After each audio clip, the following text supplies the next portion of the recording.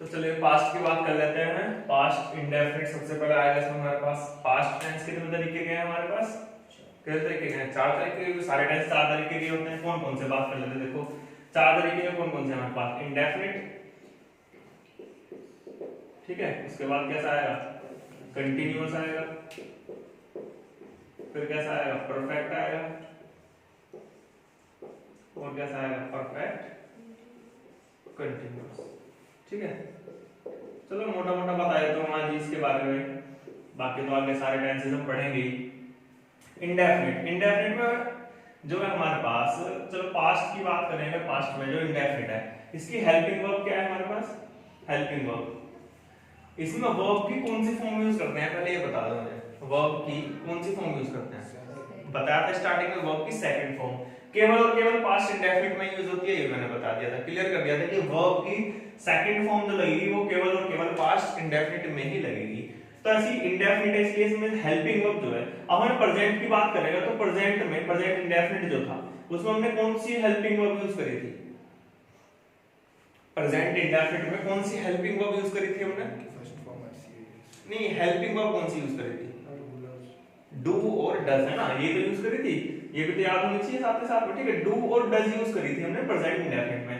अब इसमें जो है पास्ट इंडेफिनिट में हमें वर्ब की सेकंड फॉर्म यूज करनी है, तो हेल्पिंग वर्ब की तो सेकंड फॉर्म आएगी। डू जो है, डू हमारे पास कैसी फॉर्म है वर्ब की? डू हमारे पास है वर्ब की फर्स्ट फॉर्म, ठीक है। इसमें ऐसे ये ऐड कर देते हैं तो ये सिंगुलर या सिंगुलर सब्जेक्ट के लिए रेडी हो जाती है हेल्पिंग वर्ब जो, ठीक है।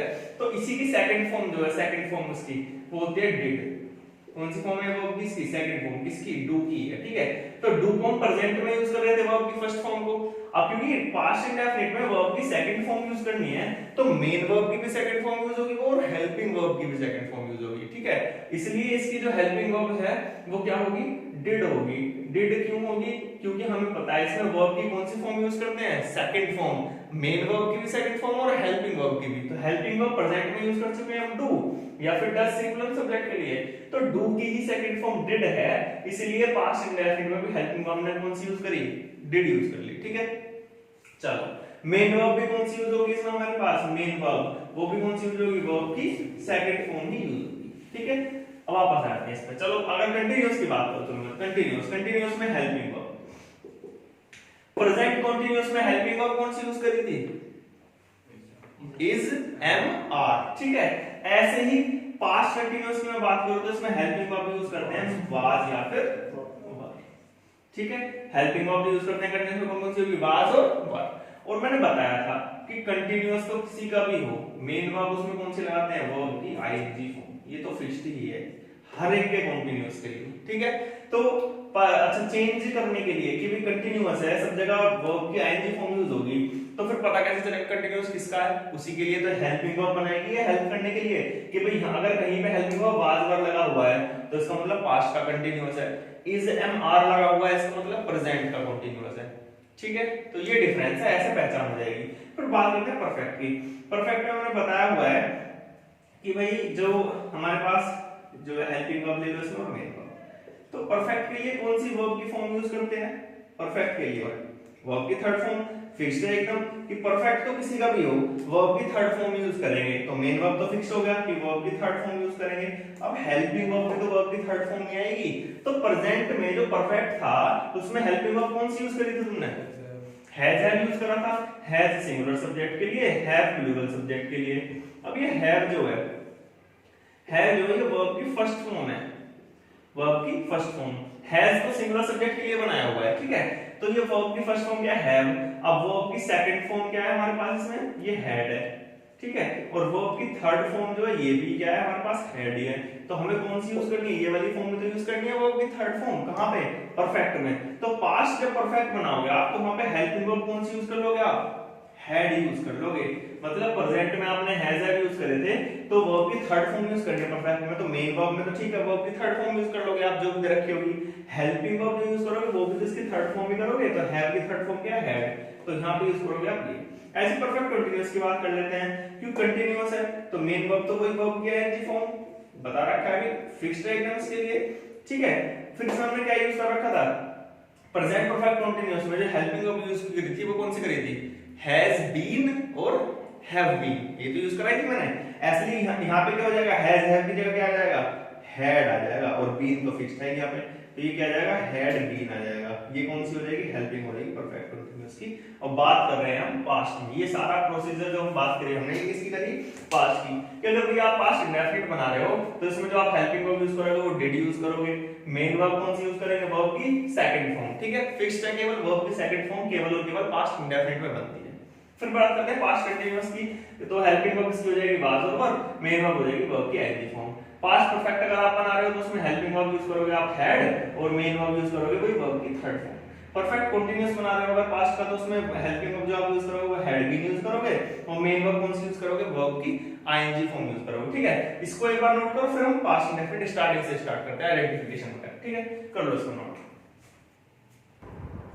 तो चलिए बात कर ली हमने किसकी, एक ओवरव्यू हमने देख लिया है कि पास्ट में कौन कौन सी चीजें हमें यूज करनी है ना, इंडेफिनिट में हेल्पिंग वर्ब मेन वर्ब कौन सी यूज करनी है, मतलब एक तरह से मैंने ये बता दिया है कि भाई पास्ट का कोई भी सेंटेंस होगा तो उसमें हेल्पिंग वर्ब कौन सी यूज करोगे आप, मेन वर्ब कौन सी यूज करोगे, ठीक है। और एक तरह से पास्ट तो ये कंप्लीट सही हो गया है, ठीक है। हम स्टार्टिंग से तो करेंगे ये बेसिकली कि भी किस किस तरीके से होगा। तो पहले हम बात कर लेते हैं किसकी, पास्ट इंडेफिनिट। पास्ट इंडेफिनिट में सबसे पहले किसकी बात करूंगा, आइडेंटिफिकेशन।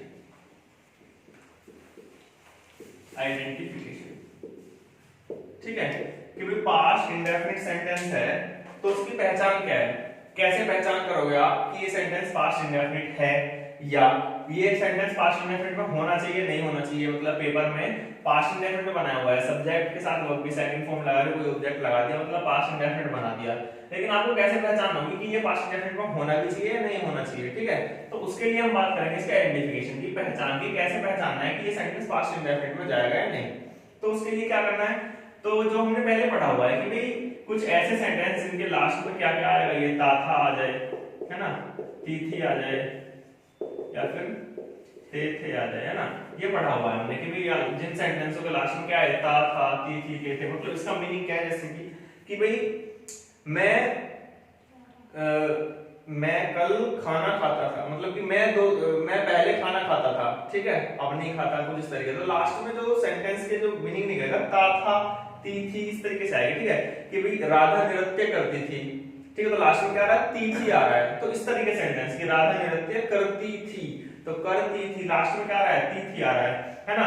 वे फुटबॉल खेलते थे, तो लास्ट में क्या आ रहा है, थे आ रहा है। तो मतलब ऐसा काम कि जो पहले हुआ करता था, ठीक है, पहले करते थे उस काम को, वो अपनी पास्ट की हैबिट बताएंगे या फिर पास्ट की ही कोई घटना बताएंगे कि भाई ये करें। जैसे कि मैंने कहा कि मैं कल दिल्ली जा चुका था, या फिर मैं कल दिल्ली गया था, ऐसे मान लो कि मैं कल दिल्ली गया था, ठीक है। तो कल की बात हो रही है, जो बीता हुआ काल उसकी मैं बात कर रहा हूँ, लास्ट में था लगा हुआ है, था से पता चल रहा है। तो ये तो हो गया हमारे पास कंसेप्चुअल थोड़ा सा वही अंडरस्टैंडिंग चीज की, सेंटेंस लिखा हुआ है उसका मीनिंग हमने समझ लिया, मीनिंग हिंदी में समझ में आ गया, तो फिर वही ये वाले वर्ड आप रिलेट कर लो यहाँ पे कि लास्ट में ये आ रहा है, तो इसका मतलब पास्ट इंडेफिनिट में।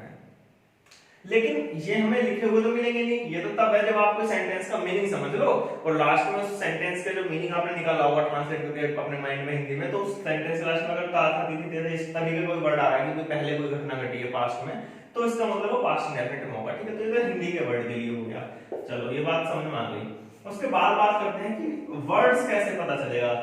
जैसे मैंने कहा ही वेंट टू दिल्ली yesterday, ठीक है, मैंने कहा he went to Delhi yesterday, वह कल, yesterday का मतलब बीता हुआ कल, तो he went to Delhi yesterday, वह कल दिल्ली गया या दिल्ली गया था, ठीक है, वह कल दिल्ली गया था। तो अब इसमें क्या हो रहा है, बीते हुए कल की बात हो रही है, क्योंकि क्या लगा हुआ है लास्ट में, yesterday लगा हुआ है।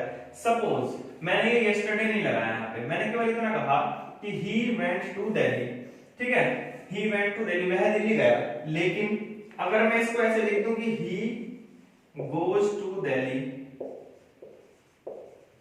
ठीक है, he goes to Delhi, या फिर मैं इस तरीके से लिख दूं कि he has gone to Delhi, he has gone to Delhi, और उसके बाद मैं ऐसे लिख देता हूं कि he is going to Delhi,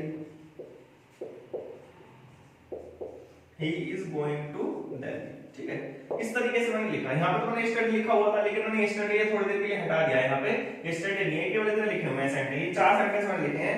He went to Delhi, he goes to Delhi, he has gone to Delhi और he is going to Delhi। अब आपको ये पहचानना है इस सेंटेंस में कौन सा सेंटेंस सही लिखा है मैंने और कौन सा सेंटेंस गलत लिखा है।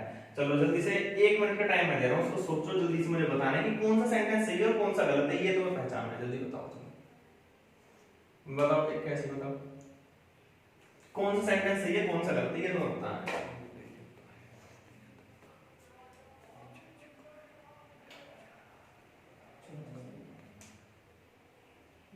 फोर्थ सही है, बाकी 3 गलत है।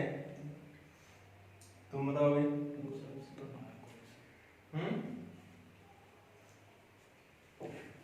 नहीं पता चल रहा कौन सा सही है कौन सा गलत है। थर्ड सही है, बाकी गलत है। थर्ड गलत है, चलो थर्ड गलत है, बाकी सारे सही हैं। ये भी सही है, ये भी सही है, तीनों सही है। बताओ मतलब क्या चल रहा है माइंड में कि भाई गलत कौन सा है सही कौन सा, किस तरीके से सोच रहे हो, मुझे ये बताओ। पहले क्या सोच रहे हो, अपनी थिंकिंग बताओ, या ऐसे तो कैसे चल रहा है काम, बताओ फिर। ज्यादा बड़ी बात नहीं है, ऐसा पहचानना। इसमें भी मैंने हेल्पिंग वर्ब मेन वर्ब गलत लगाई हुई है क्या? किसी में लग रहा हो तुम्हें हेल्पिंग वर्ब में मेन वर्ब कहीं गड़बड़ है? किसी में नहीं है। देखो सब्जेक्ट के साथ क्या लगा हुआ है, वर्ब की सेकंड फॉर्म, उसके साथ क्या लगा हुआ है, ऑब्जेक्ट। तो ये हो गया कौन सा, पास्ट इंडेफिनिट। वर्ब की सेकंड फॉर्म पास्ट इंडेफिनिट में लगती है। उसके बाद he goes to Delhi, goes verb की फर्स्ट फॉर्म में ऐसे एस लग रहा है, इसका मतलब कौन सा सेंटेंस है, प्रेजेंट इंडेफिनिट। उसके बाद he has gone to Delhi, ठीक है, he has gone to Delhi का मतलब क्या है, has gone वर्ब की थर्ड फॉर्म और has have, मतलब ये कौन सा सेंटेंस बना, प्रेजेंट परफेक्ट। ठीक है, प्रेजेंट खत्म कर लिया हमने, पहचानना नहीं चाहिए सेंटेंस देख के कौन सा सेंटेंस कौन सा है। Present perfect, he is going to Delhi, is mr का यूज वर्ब की ing फॉर्म, इसका मतलब ये हो प्रेजेंट कंटीन्यूअस। ठीक है, तो इसमें मैं कोई गड़बड़ तो नहीं करी हुई, हेल्पिंग वर्ब मेन वर्ब तो सही लगाई हुई है सारी। तो फिर गलती कैसे बता रहे हो तुम, कहां किस वजह से कोई सेंटेंस में गलत दिखाई दे रहा है, जबकि सेंटेंस में चारों सही हैं। सेंटेंस ये चारों सही है, इसमें कोई भी सेंटेंस गलत नहीं है। चारों का मीनिंग अलग अलग है। ही वेंट टू दिल्ली, वह दिल्ली गया। ठीक है, गया का मतलब भाई पहले गया था पास्ट में, इसलिए क्या कह रहे हैं कि ही वेंट टू दिल्ली कह रहे हैं, तो इसका मतलब सही बात है कि गया हुआ एक दिन पहले। ही गोज टू दिल्ली, वह दिल्ली जाता है। अब गोज प्रेजेंट में कौन सी घटनाएं आती हैं, जो हैबिचुअल होती है या फिर जो रेगुलर इंटरवल पे होती है। इसका मतलब ये भी तो हो सकता है वो दिल्ली डेली स्कूल जाता होगा, कोचिंग जाता होगा, या उसको कोई शॉप होगी, बिजनेस होगा, जॉब होगी, डेली जाता होगा वो दिल्ली। ठीक है, इसलिए वो कह रहा है कि ही गोज टू दिल्ली, वह दिल्ली जाता है, इसका मतलब रेगुलर इंटरवल पे जाता होगा, इसलिए तो उन्होंने प्रेजेंट इंडेफिनिट बनाया। उसके बाद he has gone to Delhi, वह दिल्ली जा चुका है, प्रेजेंट परफेक्ट, इसका मतलब आज की घटना है, सुबह वो निकल गया दिल्ली, वो जा चुका है दिल्ली। तो कोई उसका फ्रेंड पूछना आया कि वो दिल्ली गया है, कि हाँ जी वो तो जा चुका है। तो ऐसी घटनाएं जो बिल्कुल हाल ही में कंप्लीट हुई हो वो उसमें आती है प्रेजेंट परफेक्ट में। तो he has gone to Delhi, वह दिल्ली जा चुका है, तो ये भी घटना सही है। तो ये अलग अलग टाइम इंटरवल को तो बता रही है कि ये दिल्ली जाने का काम कब हुआ, ये चारों सेंटेंस अलग अलग तरीके से बता रहे हैं। ठीक है, इन्होंने कहा कि भी कल गया था वो दिल्ली, ये कहा कि रेगुलर इंटरवल पे जाता है, किसी तरीके से डेली डेली जाता है वो, ये कह रहा है कि भी जा चुका है, ये कह रहा है दिल्ली जा रहा है, मतलब ये प्रेजेंट कंटीन्यूअस, अभी कंटिन्यू में है काम, अभी दिल्ली में जा रहा है, रास्ते में ये दिल्ली जा रहा है। ठीक है, तो क्या कर रही है, अभी जो मैंने टेंस की इंट्रोडक्शन वीडियो बनाई थी तो मैंने बताई थी एक बात कि टेंस जो है वो क्यों बनाया गया है। टेंस जो इतनी तरीके से अलग अलग क्यों डिवाइड करना पड़ा हमें टेंस को, केवल और केवल टाइम इंटरवल की वजह से। हम ये देखते चले गए कि भाई टाइम जो है किस किस तरीके से डिवाइडेशन में आ सकता है। कोई काम कंटिन्यू है, कोई काम डेली डेली होता है, कोई काम पहले हो चुका है, कोई काम हाल ही में खत्म हुआ है। तो ये सारी घटनाओं को देखते हुए तो हमने टेंस को बनाया है। अलग अलग टेंस क्या करता है, हर एक टेंस केवल ये बताता है कि भाई ये काम हुआ कब है। तो टेंस का तो मीनिंग क्या है कि भाई कोई भी एक्शन किस टाइम पे कंप्लीट हुआ। ठीक है, टाइम ऑफ एक्शन है क्या, कि कौन सा एक्शन जो है वो किस टाइम पे खत्म हुआ। तो मैंने ये बताया था कि टेंस का मतलब क्या है, एक्शन का क्या, टाइम ऑफ एक्शन। अब ये चारों सेंटेंस अपनी अपनी जगह सही है। ये टाइम ऑफ एक्शन बता रहे हैं कि दिल्ली जाने का काम कब कब हुआ, ये अपनी हेल्पिंग वर्ब और मेन वर्ब के हिस्से डिसाइड कर रहे हैं। ठीक है, बात करते हैं आइडेंटिफिकेशन की, जो मैंने बताई थी कि सब पास्ट इंडेफिनिट। भाई पास्ट इंडेफिनिट को पहचान कैसे करोगे, जैसे मैंने यहाँ पे यस्टरडे लगा, अब यहाँ से बात कहानी स्टार्ट होगी। देखो अब यहाँ से तुम्हें पता चलेगा कि अगर मैंने ये लगा दिया he went to Delhi yesterday, ठीक है, यहाँ पे भी मैंने yesterday लगा दिया, इस सेंटेंस में मैंने yesterday लगा दिया, यहाँ पे मतलब सारे सेंटेंस में मैं yesterday लगा रहा हूँ। अब देखो, अब समझ में आएगी अपना क्या है। मैंने कहा he went to Delhi yesterday, यहाँ मैं कह रहा हूँ he goes to Delhi yesterday, यहाँ मैं कह रहा हूँ he has gone to Delhi yesterday, यहाँ मैंने कहा he is going to Delhi yesterday। तो अब क्या है तुम्हारा, अब माइंड जो है ना तुरंत कैच कर लेगा चीज को कि ये जो घटना हुई थी वो हुई कब थी। इन्होंने अब हमें क्या करा, टाइम क्लैरिफाई कर दिया, yesterday, ठीक है। अब टाइम क्या होगा, क्लैरिफिकेशन मिल गया, बिल्कुल पक्का हो गया ये काम कब हुआ था, yesterday। yesterday का मतलब बीता हुआ कल। अब बीता हुआ कल के लिए अलग से कौन सा टेंस बनाया हुआ है, वो बनाया हुआ है पास्ट, ठीक है। अब कल जो दिल्ली वो था, वो कब गया था दिल्ली, कल गया था, तो इसलिए किस में आएगा ये, पास्ट इंडेफिनिट में ही आएगा केवल और केवल, ठीक है। तो ये क्लैरिफिकेशन किस वर्ड ने दिया आपको, यस्टरडे ने दिया। जब तक मैंने यस्टरडे नहीं लगाया था किसी सेंटेंस में, तो आप ये पहचान नहीं कर पा रहे थे कि कौन सा सेंटेंस सही है कौन सा गलत है। क्यों, क्योंकि सारे सेंटेंस ही हैं। यहाँ पे हमें टाइम थोड़ी बताया इन्होंने, कोई भी ऐसा वर्ड क्लैरिफाई नहीं कर रहा था कि दिल्ली जाने का काम कब हो रहा है। तो दिल्ली जाने का काम तो किसी भी घटना में हो सकता है, या तो कल गया हो, या आप जा रहा हो, या हाल ही में गया हो, तो सारे टाइम में दिल्ली जाने का काम हो सकता है। लेकिन अगर मैं बिल्कुल फिक्स कह दूं कि कल जो बीता हुआ कल है उसमें वो दिल्ली गया था, तो अब आपको समझ में आ जाएगी बात कि अच्छा बीते हुए कल की बात हो रही है, इसका मतलब पास्ट में जाएगी घटना, क्योंकि टेंस हमने कौन सा वाला बनाया हुआ है, बीते हुए कल के लिए पास्ट बना हुआ है, ठीक है। तो अब जो है, अब केवल और केवल कौन सा सेंटेंस सही होगा हमारे पास, अब ये वाला सेंटेंस केवल सही होगा, he went to Delhi yesterday। अब इस घटना में क्या होगा, ये सारे सेंटेंस क्या हो जाएंगे, गलत हो जाएंगे, ठीक है। क्यों हो जाएंगे गलत, क्योंकि yesterday वर्ड क्या बताता है, हमें बीते हुए कल की घटना बता रहा है, और बीते हुए कल की घटना होती है केवल और केवल पास्ट में, ना ये प्रेजेंट में हो सकती है इंडेफिनिट में, ना प्रेजेंट परफेक्ट में, ना प्रेजेंट कंटीन्यूअस में, ठीक है। इसको एक बार नोट कर लो अच्छे से, इसको याद रखना है, फिर इसका आइडेंटिफिकेशन की तरफ और अच्छे से चलते हैं, एक बार कर लो इसको नोट। चलिए बात समझ में आ गई हमारे पास, ठीक है। तो ऐसे सेंटेंस जिसमें हमें टाइम क्लैरिफाई कर रखा हो कि टाइम क्या था, कोई कार्य जो हो रहा है उसमें सेंटेंस में, उसका टाइम क्या है, अगर वो टाइम हमें क्लैरिफिकेशन दे रखा है टाइम का, तो हम सेंटेंस इजीली पहचान लेंगे कि कौन सा सेंटेंस है, ठीक है। बट अगर टाइम क्लैरिफाई नहीं कर रखा, तो वो एक्शन जो है वो किसी भी घटना में हो सकता है, ठीक है। वो सेंटेंस गलत नहीं होगा। जैसे मैंने 4 सेंटेंस लिखे, तो तुम उसे पहचानने में एकदम से सोचना पड़ेगा कि भाई सेंटेंस पता नहीं कौन सा गलत है कौन सा सही है। तो कोई भी एक्शन जो है हमें वो ध्यान देना है। जैसे मैंने दिल्ली वाले सेंटेंस में 4 लिखे थे, वो दिल्ली जाने का काम तो कभी भी हो सकता है ना, किसी भी टाइम में हो सकता है, वो चाहे वो कंटिन्यू में भी हो सकता है, इसमें भी हो सकता है। अच्छा, कुछ काम ऐसे हैं जो केवल और केवल कंटिन्यूअस ही हो सकते हैं, या जो केवल हाल ही में कंप्लीट हुए होंगे। मतलब इस तरह की घटना को सेंटेंस पढ़ के समझ में आ जाएगी। तो मैं धीरे धीरे क्या होगा भाई, इंग्लिश है, इंग्लिश में क्या होता है कि सबसे ज्यादा हमें एक्सेप्शन इंग्लिश में देखने को मिलेंगे, ठीक है। एक्सेप्शन केस नहीं बोलते कि भाई एक्सेप्शनल केस जो होते हैं अलग से एकदम, तो सबसे ज्यादा इंग्लिश में देखने को मिलेंगे। जैसे मैं बात करता हूं, मैंने प्रेजेंट कौन से में पढ़ाया था, प्रेजेंट कंटीन्यूअस में पढ़ाया था। ये प्रेजेंट कंटीन्यूअस में जो हम एग्जाम कॉर्नर कर रहे थे, तो हमने पढ़ी थी कौन सी वर्ब पढ़ी थी, जो वो वर्ब नहीं पढ़ी थी, कौन सी थी वो वर्ब, स्टेटिव वर्ब जो थी, स्टेटिव और डायनामिक वर्ब जो पढ़ी थी। उसमें मैंने बताया था कि भाई लुक का वर्ड का यूज जो था वर्ब्स ऑफ अपीयरेंस में बताया था कि लुक वर्ड है, इसका हम आईएनजी फॉर्म नहीं बनाएंगे या यूज नहीं करेंगे, है ना।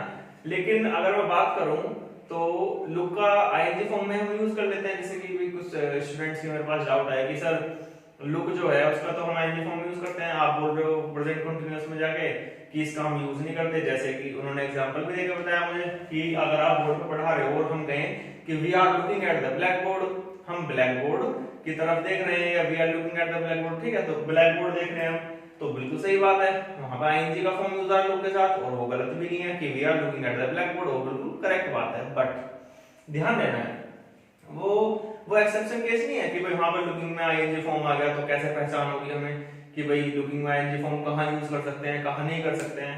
तो बातों पे ध्यान देना है, मतलब केवल इतना ध्यान नहीं देना कि लुक का हम आईएनजी फॉर्म यूज कर रहे हैं नहीं कर रहे हैं, बात का ध्यान यहां देना है कि कहां पे करना है कहां पे नहीं करना है। वहां पे जो एग्जैक्ट हेडिंग थी वो क्या थी, वर्ब ऑफ अपीयरेंस। अपीयरेंस का मतलब क्या है, किसी का दिखाई देना, ठीक है। तो मैंने कहा था कि कोई ऐसी घटना जो टेम्परेरी हो सकती है, उसमें आप उसका आईएनजी फॉर्म यूज कर सकते हो। जैसे कि आप ब्लैक बोर्ड पे देख रहे हो, हमेशा तो नहीं देखोगे ना आप ब्लैक बोर्ड पे, केवल एक टेम्परेरी टाइम के लिए आप ब्लैक बोर्ड पे देख रहे हो, तो आपने तुरंत कहा कि we are looking at the black board, तो वो काम कैसा हो रहा है, वो टेम्परेरी एक्शन हो रहा है। आपको ब्लैक बोर्ड पे देखने का काम जो कैसा है, टेम्परेरी है, ठीक है। अब टेम्परेरी काम को तो प्रेजेंट कंटीन्यूअस में यूज कर सकते हैं, इसलिए वहां पे मैं लुक में आईएनजी फॉर्म लगा दिया। बट जैसे मैंने कहा यू आर लुकिंग गुड, वो वाला सेंटेंस जो मैंने कहा था यू आर लुकिंग गुड, तो इसका मतलब क्या है, आप टेम्परेरी उसको गुड बता रहे हो, ठीक है। जबकि कोई भी टेम्परेरी अच्छा दिखाई नहीं देता, वो हम अगर या तो दिखाई देगा अच्छा, वो टेम्परेरी नहीं दिखाई देगा, या तो वो परमानेंट अच्छा दिखाई देगा, या परमानेंट अच्छा नहीं दिखाई देगा, दो घटना हो सकती है, ठीक है। ऐसा नहीं है कि वो कुछ समय के लिए आपको अच्छा दिखाई दे। हाँ, हालांकि प्रैक्टिकल लाइफ में ऐसा हो सकता है कि उसने कोई अच्छे कपड़े पहने और वो आपको अच्छा लगा, तो आपने बोल दिया यू आर लुकिंग गुड, ठीक है। वो प्रैक्टिकली बोलने के लिए ठीक है, बट ग्रामर में गलत हो जाएगा, क्योंकि ग्रामर हमसे कहते हैं कि वर्ब्स ऑफ अपीयरेंस जो हैं वो टेम्परेरी एक्शन नहीं होती, इसलिए हम वहां पर आईएनजी फॉर्म यूज नहीं करेंगे लोग में, ठीक है। तो वहां पे आप यू लुक गुड सेंटेंस बोलोगे अकॉर्डिंग टू ग्रामर, ठीक है। ये बात ध्यान रखनी है। तो एक्सेप्शंस भी बहुत सारे आते हैं, ऐसी बात नहीं है। ये क्या होगा, ये धीरे धीरे जब आप सेंटेंसेस करोगे, अभी हम सीख रहे हैं प्रेजेंट पास्ट फ्यूचर, फिर और भी इंग्लिश में बहुत सारी चीजें, प्रीपोजिशन, नाउन, पूरा पार्ट्स ऑफ स्पीच है वो पढ़ेंगे, तो धीरे धीरे आपको समझ भी डेवलप होगी इंग्लिश में, ठीक है। जैसे हम कोई भी चीज पढ़ते हैं तो केवल किताबी ज्ञान पे नहीं जाना कि हमने बुक से जो पढ़ा या जो सर ने किसी ने पढ़ा दिया वो हमने रट लिया, नहीं। आपको खुद से भी समझ डेवलप होगी, धीरे धीरे अपने आप ही चीजें समझ में आनी स्टार्ट होंगी कि हाँ यहाँ पे इसका हम कर सकते हैं, यहाँ पे नहीं। एक्सेप्शंस भी चलेंगे साथ के साथ, ठीक है। तो जितना पढ़ाया जा रहा है उसको अच्छे से पढ़ना है, ये नहीं कि बस कोई एक वर्ड पकड़ के बैठ गए हम, पूरी हेडिंग पर भी ध्यान देना है कि क्या बात बताई जा रही है। चलो बात करते हैं आइडेंटिफिकेशन की। किसकी आइडेंटिफिकेशन, पास्ट इंडेफिनिट की। वो हमने देख लिया है कि भाई जो काम पास्ट में होगा वो किस में जाएगा, पास्ट इंडेफिनिट में जाएगा, ठीक है। तो इसके वर्ड्स की बात कर लेते हैं हम, क्योंकि हमारे पास जो इसमें जरूरी है कोई भी सेंटेंस में पता करने के लिए कि वो पास्ट इंडेफिनिट में बनेगा या नहीं, वो सबसे ज्यादा जरूरी क्या है, वो टाइम का क्लैरिफिकेशन है कि सेंटेंस जो पास्ट में हुआ है नहीं हुआ। तो उस पास्ट के टाइम को क्लैरिफाई करने के लिए कुछ वर्ड्स हैं हमारे पास, अगर वो वर्ड लगे हुए सेंटेंस में तो वो पास्ट में बनेगा, नहीं तो फिर जो भी वर्ड लगा हुआ है उसके अकॉर्डिंग उसी में बनेगा, ठीक है। हमने हर सेंटेंस में वो बात करी है, ठीक है। उसके बाद बात करते हैं पास्ट इंडेफिनिट के लिए कौन से वर्ड्स हैं ऐसे। एक तो हमने अभी पढ़ ही लिया है, वो क्या है, यस्टरडे, ठीक है। यस्टरडे का मतलब क्या होता है, बीता हुआ, ठीक है। या फिर मैं कह दूं द डे बिफोर यस्टरडे,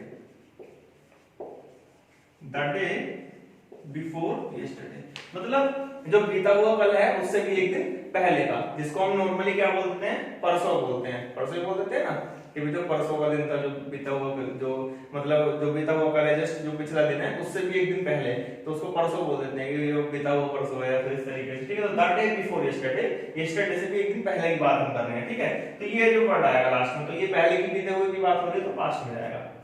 उसके बाद बस एक चीज ध्यान रखना, लास्ट, लास्ट लिखा हुआ है, मैंने लास्ट के साथ में मैंने कुछ भी लगा दूं, मैं लास्ट के साथ में आता मैं कोई टाइम फिक्स कर दूं, ठीक है, कि लास्ट डे हो गया या लास्ट मंथ हो गया, इस तरीके से टाइम फिक्स कर दूं मैं, या फिर इसके साथ में कोई मंथ फिक्स कर दूं, लास्ट जुलाई है ना, लास्ट जो लास्ट जनवरी, इस तरीके से लास्ट वर्ड के साथ में चाहे तो मैं कोई टाइम बोल दूं, चाहे मैं कोई मंथ बोलूं, या फिर कोई ईयर बोल दूं, इस तरीके से कुछ भी लगा हो, ठीक है। या फिर क्लॉक का टाइम लगा हो कि लास्ट 3 मंथ्स या फिर लास्ट 2 मंथ्स, इस तरीके से दिया हो, टाइम इंटरवल दिया हो, तो जहां पे भी लास्ट वर्ड आ जाए लास्ट में, ठीक है, सेंटेंस के लास्ट में आएगा ये कि भाई I went to Delhi last month, ठीक है। लास्ट मंथ का मतलब क्या हो रहा है, पिछले महीने की बात कर रहा है, इसका मतलब बीते हुए टाइम में बात हो रही है, तो इसका मतलब पास्ट में बन सकता है सेंटेंस, ये पास्ट इंडेफिनिट बन जाएगा। तो ये सारे वर्ड्स हैं जिनको हम यूज किसमें करेंगे, पास्ट इंडेफिनिट में करेंगे, ठीक है। इनको नोट कर लो, फिर करते हैं हम क्या, इसके जो रूल है हमारे पास बनाने के, जो पॉजिटिव सेंटेंस, नेगेटिव सेंटेंस, 4 तरीके के जो बनाएंगे, तो इनको नोट करो, फिर इनका यूज देखते हैं हम सेंटेंसों में। चलो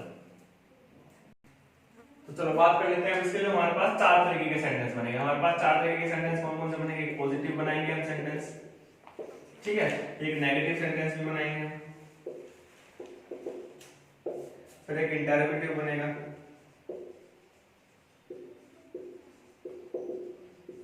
इंटरोगेटिव में हम एक बनाएंगे पॉजिटिव इंटरोगेटिव और एक नेगेटिव इंटरोगेटिव, ठीक है। फिर हमारे पास बनेगा डबल इंटरोगेटिव। डबल इंटरोगेटिव का मतलब क्या है, जो डब्ल्यूएच फैमिली वाले जो बनाते हैं, ठीक है।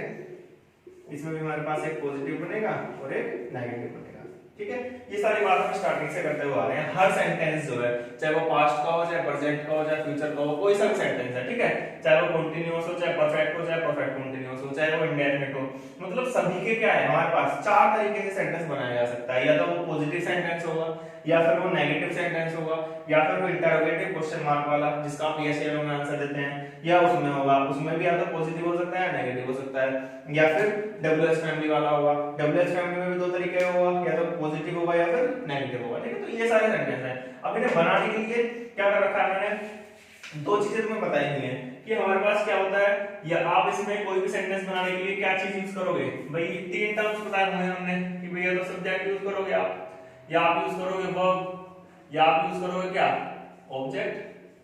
तीन चीजें यूज करोगे आप, चाहे आप सब्जेक्ट यूज करोगे, चाहे वर्ब यूज करोगे, चाहे ऑब्जेक्ट यूज करोगे।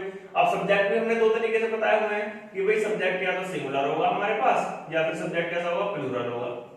वर्ब भी दो बताई हुई है मैंने, या तो हमारे पास एक हेल्पिंग वर्ब और एक मेन वर्ब है, और ऑब्जेक्ट तो हमारे पास है फिक्स्ड, ठीक है। तो अब ये सब चीजें यूज करके बनाना है। पॉजिटिव सेंटेंस बनाने के लिए हमें जरूरत पड़ती है सब्जेक्ट की, ठीक है।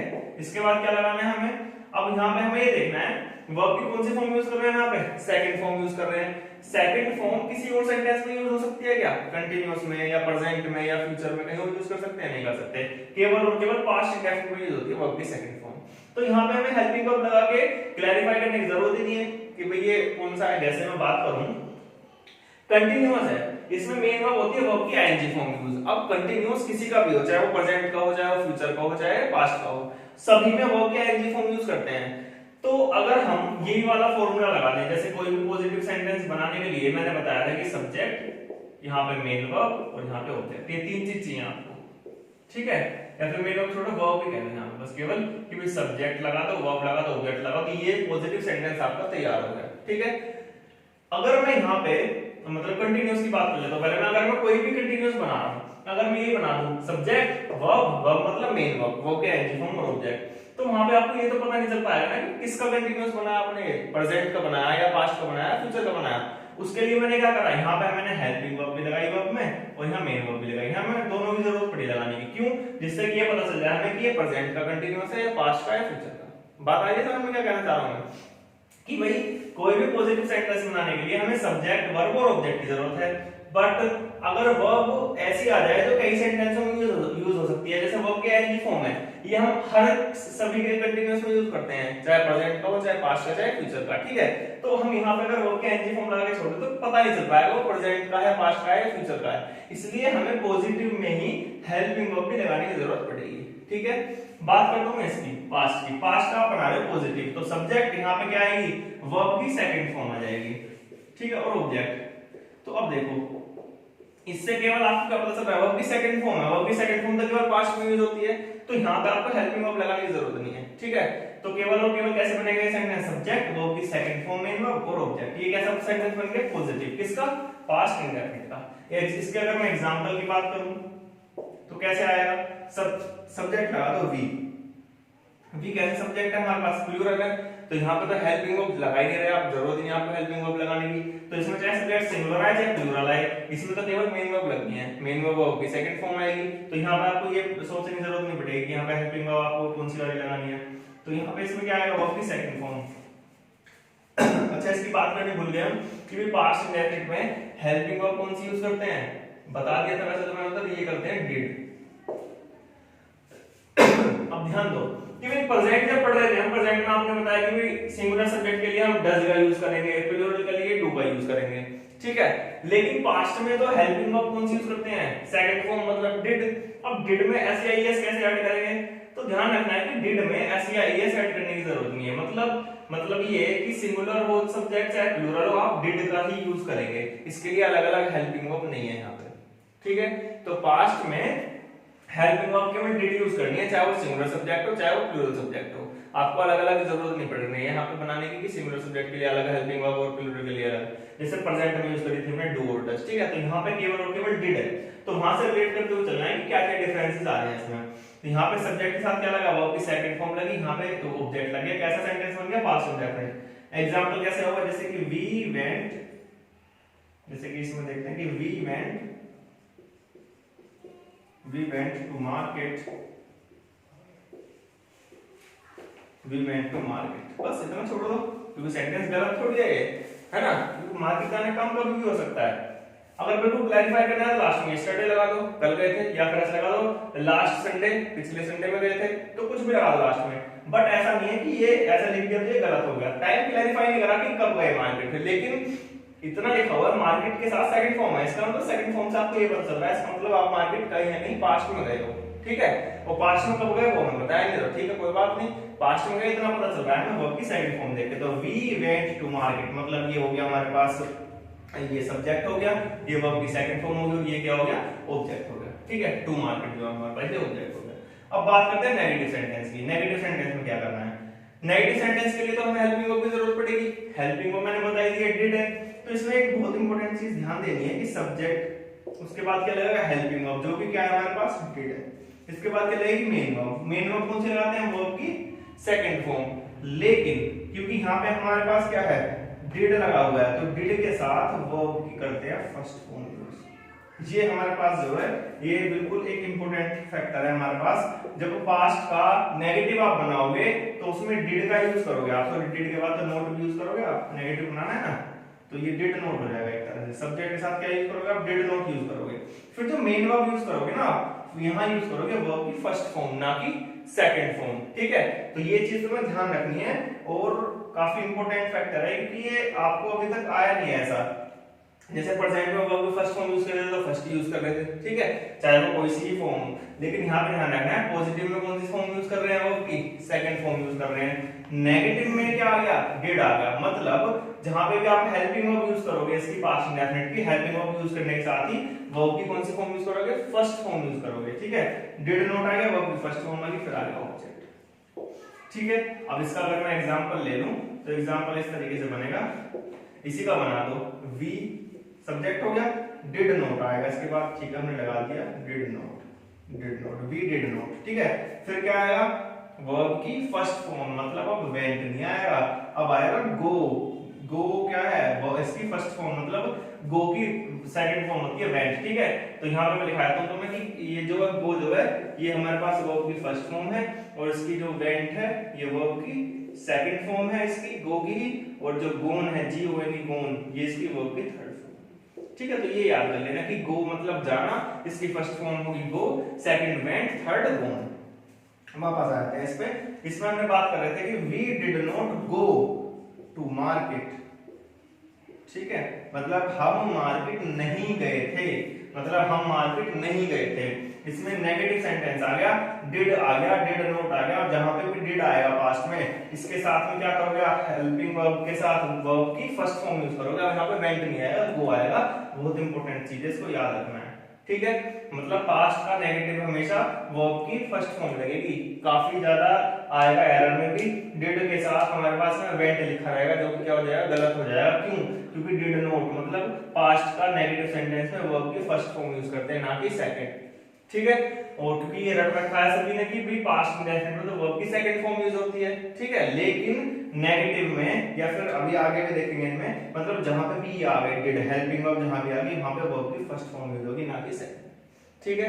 तो याद रखना है, मैंने काफी बार रिपीट कर दी बात। अब बात करते हैं इंटरोगेटिव की। इंटरोगेटिव जब बनाएंगे, इंटरोगेटिव के लिए क्या करते हैं हम? स्टार्टिंग में क्या लगा देते हैं उसमें? हेल्पिंग वर्ब, जो कि क्या है हमारे पास? डिड। तो यहाँ क्या आ जाएगा? डिड आ जाएगा, बस डिड के साथ ये सब्जेक्ट लग जाएगा। अब डिड की भी लग चुका है, जहां पे भी डिड लग गया वर्ब की फर्स्ट फॉर्म यूज होगी वहां पे, ठीक है, सेकंड फॉर्म नहीं होगी। तो एक चीज और ध्यान देनी है इसमें, समझ में क्या आ रही है बात, कि भाई पास्ट इंडेफिनिट के केवल और केवल पॉजिटिव में वर्ब की सेकंड फॉर्म यूज कर रहे हैं, ठीक है। तो जब पास्ट इंडेफिनिट का पॉजिटिव सेंटेंस होगा, केवल वहीं पे वर्ब की सेकंड फॉर्म यूज करेंगे। बाकी नेगेटिव हो चाहे इंटरोगेटिव चाहे डब्ल्यूएच फैमिली, तीनों में आपको हेल्पिंग वर्ब यूज करने की जरूरत पड़ेगी। अब हेल्पिंग वर्ब आप यूज कर रहे हो डिड, तो इसके साथ वर्ब की फर्स्ट फॉर्म यूज करोगे, ठीक है। तो यहाँ पे क्या करा हमने? We did not go to market लिख दिया, यहाँ पे डिड आ गया जाएगा, फिर सब्जेक्ट आएगा, पॉजिटिव क्योंकि बना रहे हो तो डिड के साथ सब्जेक्ट, और फिर क्या हो जाएगा? बस वर्ब की फर्स्ट फॉर्म और ऑब्जेक्ट, ठीक है। ऐसे ही नेगेटिव के लिए क्या करना है? बस नोट लगा देना है, इसमें नोट ध्यान रखना है, नोट कहां इंसर्ट करना है कि भाई डिड, इसके साथ सब्जेक्ट, नोट आएगा सब्जेक्ट के बाद, ठीक है। फिर वर्ब की तो फर्स्ट फॉर्म ही आनी है इसमें, और ऑब्जेक्ट। एग्जांपल देखो इसमें, एग्जांपल किस तरीके से होगा। पहले पॉजिटिव की बात कर लेते हैं, इसी की बात करता हूं मैं, इसी सेंटेंस को लिख सकता हूं कि did we go to market. अब क्योंकि इंटरोगेटिव सेंटेंस है तो क्वेश्चन मार्क लगाना भी बहुत जरूरी है। Did we go to market, क्या हम मार्केट गए थे, ठीक है। तो ये कैसा सेंटेंस, पॉजिटिव पूछ रहे हो आप, इससे पॉजिटिव सेंटेंस है इंटरोगेटिव में कि क्या हम मार्केट गए थे, क्या हम बाजार गए थे, ठीक है। इसी को अगर आपको नेगेटिव बनाना हो तो नोट कहां इंसर्ट करोगे, नोट इंसर्ट करोगे उसके बाद सब्जेक्ट के बाद कि did we not go to market, ठीक है। तो नेगेटिव के लिए कहां इंसर्ट करना पड़ेगा, यहां पे। पॉजिटिव के लिए ये हो जाएगा, जब आप नेगेटिव सेंटेंस बनाओगे तो सेट यहां बना लेना है, उसमें नोट लगा देना यहां। डबल एस फैमिली की बात करते हैं। डबल एस फैमिली का जब पॉजिटिव आप बनाओगे तो क्या करोगे, स्टार्टिंग में डबल एस फैमिली आ जाएगी डबल इंटरोगेटिव में, प्लस फिर वो डिड आ जाएगा, फिर सब्जेक्ट आएगा, फिर वर्ब की फर्स्ट फॉर्म आएगी और फिर ऑब्जेक्ट आएगा, ठीक है। इसको नोट कर लो। नेगेटिव जब बनाओगे तो कैसे बनाओगे, डबल एस फैमिली लिखोगे, इसके साथ डिड लगाओगे, फिर सब्जेक्ट लगाओगे, नोट आएगा सब्जेक्ट के बाद, यहां नोट प्लस वर्ब की फर्स्ट फॉर्म प्लस ऑब्जेक्ट। तो जहां पे भी डिड दिखाई देगा पास्ट में वहां वर्ब की फर्स्ट फॉर्म यूज करनी है।